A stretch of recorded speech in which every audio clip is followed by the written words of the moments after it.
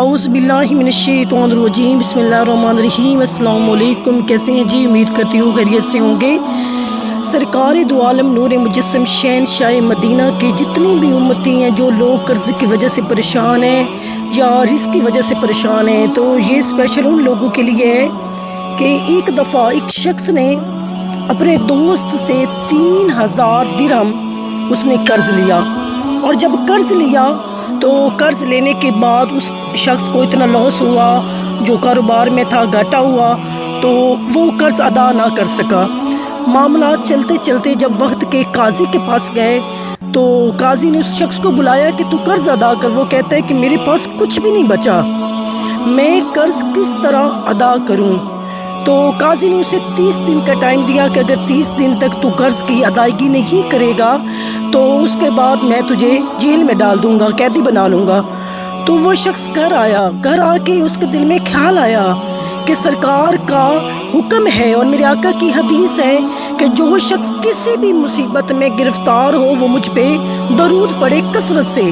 اس شخص نے درود پڑھنا شروع کر دیا۔ درود پڑھتے پڑھتے جب 28 دن گزر گئے، 28 دن گزرے اور جو رات آئی تو اس رات نہیں تھی، بلکہ اس کی مقدر کا ستارہ جو تھا وہ بلند تھا، اس کا مقدر جاگ گیا تھا۔ جب اس کی آنکھ لگی تو مقدر جاگ گیا۔ خواب میں اس نے دیکھا کملی والے محمد تشریف لے کے آئے، اللہم صلی علی محمد و آل محمد۔ جب کملی والے آقا کی زیارت ہوئی تو سرکار نے فرمایا پریشان نہ ہو، جا وقت کے حاکم کے پاس جا، جو وزیر ہے اس وقت کا،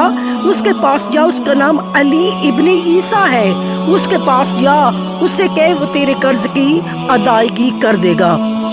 صبح کا وقت ہوتا ہے تو وہ شخص اٹھتا ہے، اٹھ کے دل میں خیال آتا ہے کہ اگر میں علی ابن عیسیٰ کے پاس جاؤں گا، سرکار کا پیغام دوں گا تو ایسے تو میرا قرض ادا نہیں کر دے گا، وہ مجھ سے پوچھے گا کہ وجہ کیا ہے، کوئی تم نشانی بتا، کوئی بتا کہ اگر تجھے سرکار خواب میں ملے ہیں تو مجھے بھی کچھ پتہ ہونا چاہیے، کچھ معلومات ہونی چاہیے، میں کیا کہوں گا؟ وہ اس کے پاس نہیں جاتا۔ جب دوسری رات آتی ہے، سرکار پھر خواب میں تشریف لے کے آتے ہیں تو کہتے ہیں جا، تجھے میں نے کہا ہے علی ابن عیسیٰ کے پاس جا،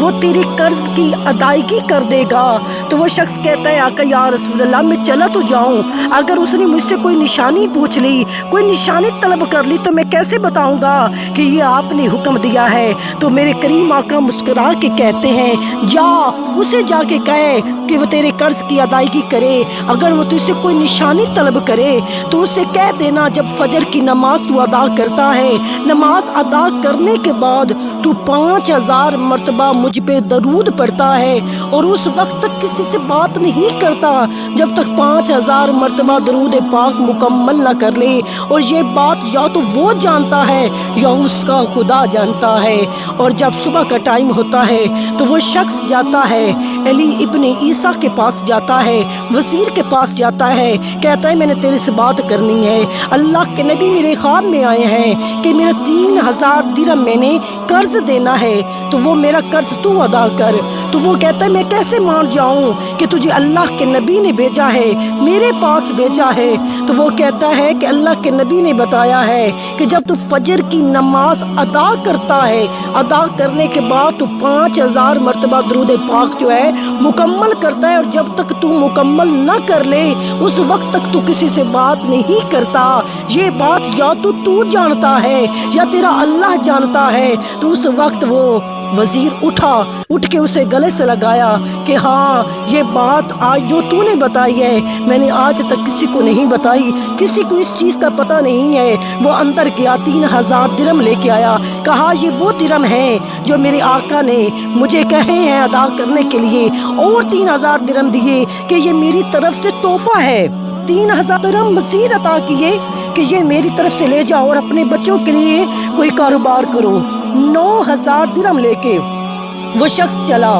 جب قاضی کی عدالت میں آتا ہے تو یہی بات وقت کے قاضی کے سامنے بیان کرتا ہے، پوری عدالت کے سامنے بیان کرتا ہے، تو وہ قاضی اٹھتا ہے، کہتا ہے ایسا نہ ہو کہ ساری نیکیاں جو ہیں علی ابن عیسیٰ کے حصے میں آ جائیں۔ اس نے 3000 دینار لیے اور اس شخص کو دے دیے، کہا کہ ان نیکیوں میں میرا بھی حصہ ہو جائے گا۔ اور جو قرض لینے والا تھا وہ قاضی سے کہتا ہے قلم اور کاغذ لے کے آ، میں لکھ کے دیتا ہوں کہ میں نے اپنا قرض جو ہے اسے معاف کر دیا ہے۔ جو شخص 3000